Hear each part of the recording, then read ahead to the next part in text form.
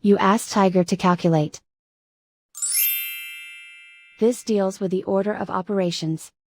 The final result is 37,060,000. Let's solve it step by step. Calculate the expression inside the parentheses. Simplify exponents and square roots. 10 to the power of 7 equals 1,000,000. Perform any multiplication or division, from left to right. 4.47 times 1,000,000 equals 4,470. Simplify exponents and square roots. 10 to the power of 6 equals 1,000,000. Perform any multiplication or division, from left to right.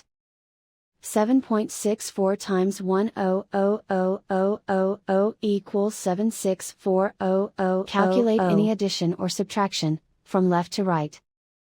44,700,000 minus 7,640,000 equals 3,706. And so the final result is 37,060,000.